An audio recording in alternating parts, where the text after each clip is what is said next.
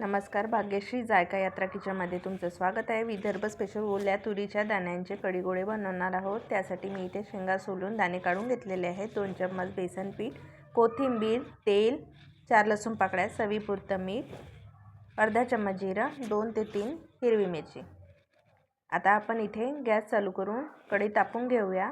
त्यामध्ये आपल्याला तुरीचे दाणे टाकून घ्यायचे आहे। 1 ते 2 मिनिट त्याला परतून घ्यायचं आहे। लसूण पाकळ्या टाकायच्या आहे, 2 हिरवी मिरची टाकायची आहे, अर्धा चम्मच जिरं टाकून त्याला परतून घ्यायचं आहे।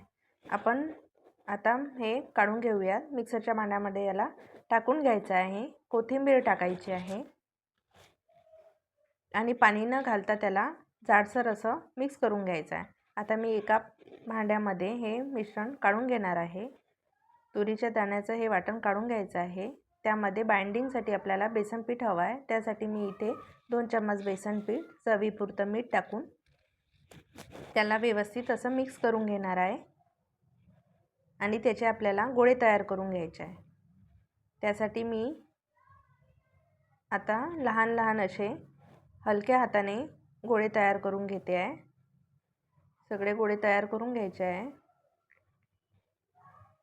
लहान लहान असे दबाव न देता मी इथे गोळे तयार करून घेतलेले आहे। प्लेटवर काढून घ्यायचे आहे। आता आपण कढीसाठी लागणारं साहित्य बघूया। 1 वाटी दही, बारीक हिरवी मिरची, बारीक लसूण, अर्धा चम्मच जिरं, अर्धा चम्मच मोहरी, कढीपत्त्याची पाने, कोथिंबीर, अर्धा चम्मच हळद, चवीपुरतं मीठ, 2 चम्मच बेसन आणि तेल।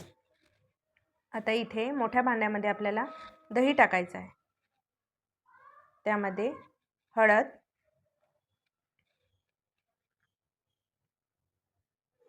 2 चम्मच बेसन पीठ आणि तिखटपणा यावा यासाठी आपल्याला 1 हिरवी मिरची आणि 1 लसूण पाकळी टाकून त्याला मिक्स करून घ्यायचं आहे।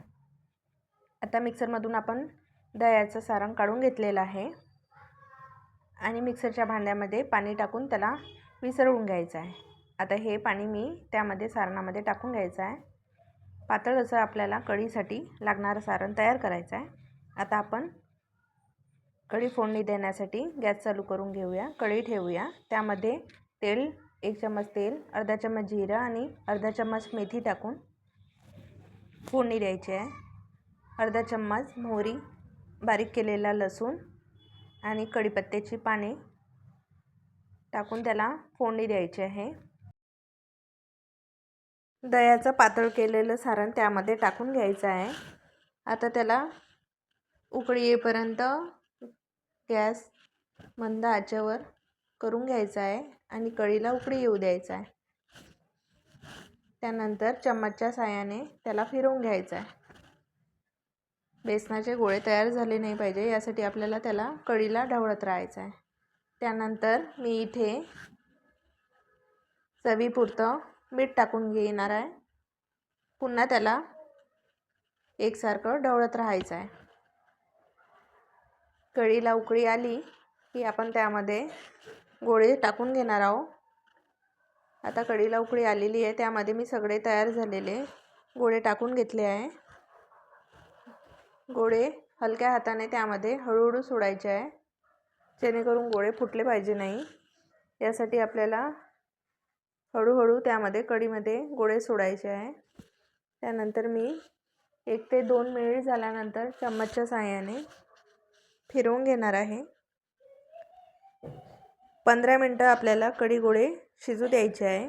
त्यानंतर आता गोळे शिजलेले आहेत, त्यावर कोथिंबीर पेरून घ्यायची आहे।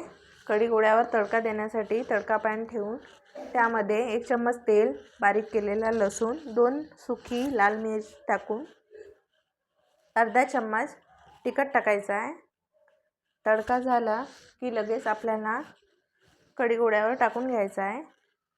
लहान चम्मचच्या साहाय्याने तो तडका कढी गोळ्यावर पसरून घ्यायचा आहे आणि कोथिंबीर टाकून घ्यायची आहे।